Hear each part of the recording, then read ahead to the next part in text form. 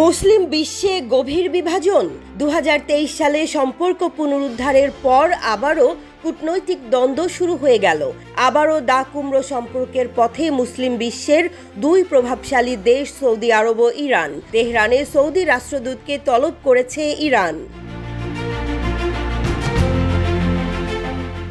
মাদক চোরাচালানের দায়ে 6 ইরানি নাগরিকের মৃত্যুদণ্ড দিয়েছে সৌদি আরব। তাদের মাদক পাচারের অভিযোগে দোষী সাব্যস্ত করা হয়েছিল, তবে তাদের মৃত্যুদণ্ড কার্যকরের সুনির্দিষ্ট তারিখ উল্লেখ করা হয়নি।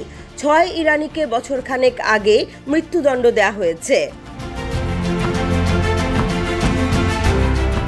আরব নিউজের প্রতিবেদনে বলা হয়, দণ্ডিতরা দেশটির পূর্ব প্রদেশে গোপনে হাশিশ চোরাচালানের দায়ে দোষী সাব্যস্ত হয়েছিল।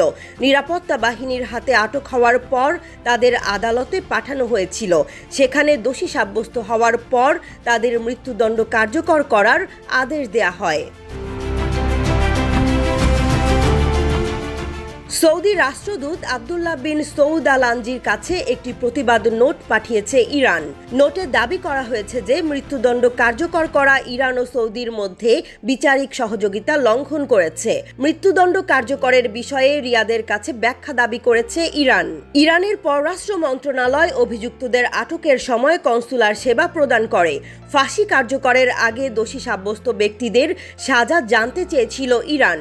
মৃত্যুদণ্ড কার্যকরের আগে রিয়াদে তার দূতাবাসকে অবহিত না করার জন্য ইরান সৌদি আরবের সমালোচনা করেছে। ইরান দাবি করেছে প্রজ্ঞাপনের অভাব আন্তর্জাতিক আইন ও ভিয়েনা কনভেনশন লঙ্ঘন করেছে। ইরান বিষয়টি নিয়ে আলোচনার জন্য সৌদি আরবে একটি আইনি কনসুলার প্রতিনিধি দল পাঠানোর পরিকল্পনা করছে।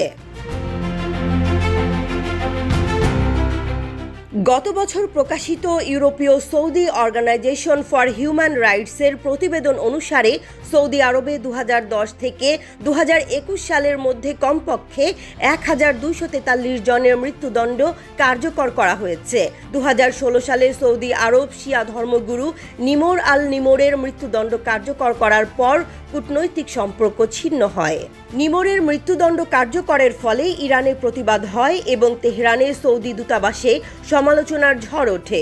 ইরান এবং সৌদি আরব 7 বছরের অচল অবস্থার পরে 2023 সালের মার্চ মাসে কূটনৈতিক সম্পর্ক পুনরুদ্ধার করে। ইরান ও সৌদি আরবের মধ্যে সম্পর্ক পুনরুদ্ধারের 2023 চুক্তিটি চীনের মধ্যস্থতায় হয়েছিল। এরপর ইরান ও সৌদি কূটনৈতিক মিশন পুনরায় চালু করেছে এবং দ্বিপাক্ষিক বাণিজ্যে কাজ করছে।